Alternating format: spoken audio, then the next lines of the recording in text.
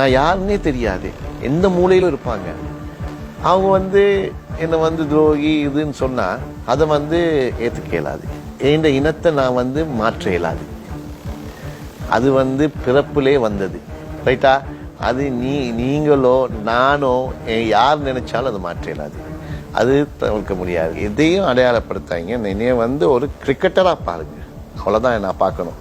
Because நான் என் ஐடென்டிட்டியை கொடுத்துருக்கேன் கிரிக்கெட்டரா. Because அந்த நாட்டுக்கு நான் ஒரு துரோகம் செய்கிற மாதிரி போயிடும். நான் தமிழன், நான் சிங்களவன், நான் இந்த ஜாதின்னு சொல்கிறது ஒரு துரோகம் மாதிரி நான் நினைக்கிறேன். பிகாஸ் அப்படி சொல்லக்கூடாது. நான் ஒரு கிரிக்கெட்டர். நான் தமிழ் பேச மாட்டேன்னு எவ்வளோ பேர் சொல்கிறாங்க. நான் படித்ததே 1ஆம் வகுப்புலேருந்து 12ஆம் வகுப்பு வரையும் படித்ததே தமிழில். தமிழ் நல்லா எழுதலும், தமிழ்லேயே படிச்சிருக்கேன், இங்கிலீஷ்லேயே படிக்கலை. இவங்களுக்கு எப்படி நான் தமிழ் தெரியாதுன்னு சொல்ல முடியும்? அது ஒரு பொறாமை, ரைட்டா? என்ன இந்த தமிழன் இப்படி வந்துட்டான், இந்த நம்மளும் சின்ன இதுலேருந்து நீ வந்தோம், பொறாமை இருக்குது. அதே எங்கட ஜாதியிலேயே எங்கட மக்களுக்குள்ளே பொறாமை இருக்குது. அப்போ சும்மா என்ன பேசியிருக்கே மாட்டாங்க என்னோட. நான் தமிழில் பேசலை, எனக்கு கண்டதே இல்லை.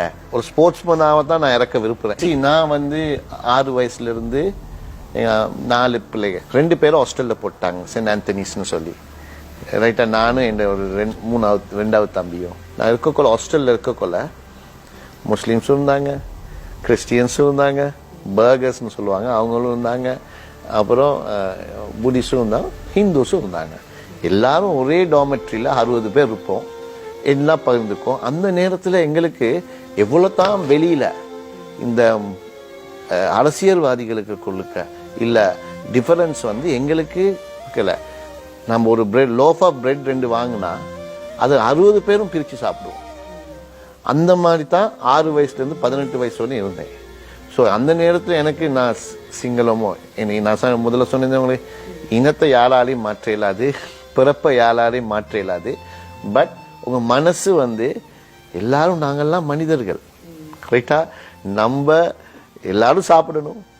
எனக்கு வெட்டினாலும் ரத்தம் தான் வரும், அவருக்கு வெட்டினாலும் ரத்தம் தான் வரும். அதில் ஒரு மாற்று கருத்தே இல்லை. ஸோ அதனால நம்மலாம் அந்த மாதிரி வளர்ந்தவங்க. அதனால தான் நான் என் ஐடென்டிட்டி, நான் கிரிக்கெட்டர் ஆகுவேன்னு எனக்கு 18 வயசு வரையும் 19 வயசு வரையும் தெரியாது.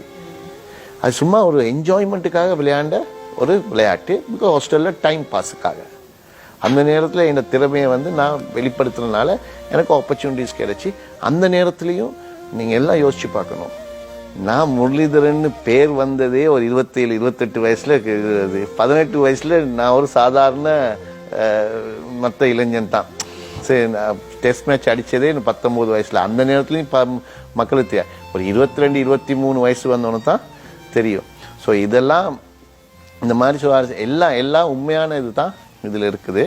ஸோ அதனால தான் நான் சொல்கிறேன், அதை நான் கிரிக்கெட்டராக தான் நினைச்சேன். எவ்வளோ கஷ்டங்கள் துன்பங்கள் இருந்துச்சு அந்த நாட்டில் இருக்கக்கோளி. இந்த கிரிக்கெட்டுன்னு வந்தோன்னு ஒரு ஸ்போர்ட்டாக தான் பார்த்தாங்க.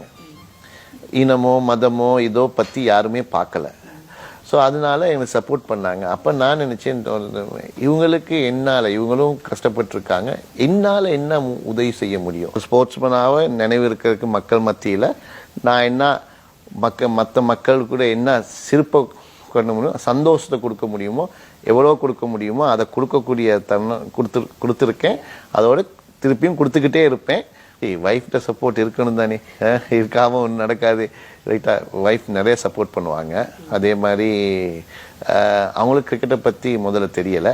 நான் கல்யாணம் பண்ண பிறகு தான் கிரிக்கெட்டை பற்றியே அவங்களுக்கு தெரியும். அவங்க ஃபாதர் நல்ல ஒரு ஃபேன். பட் நான் கல்யாணம் பார்க்கல அவர் இறந்துட்டார். ஸோ அதனால அவங்களுக்கு கிரிக்கெட் அவ்வளோ தெரியாது அந்த ஃபேமிலிக்கே. பட் நல்ல திறமையான ஒரு மருத்துவ ஃபேமிலி. எல்லாரும் நல்ல அதில் அவங்களுக்கு ட்வின் சிஸ்டர் இருக்காங்க, அவங்களும் டாக்டர் தான், அவரோட ஹஸ்பண்டும் டாக்டர் தான். ஸோ எனக்கு பிடிச்சது அதுவும் அது அமைஞ்சிச்சு.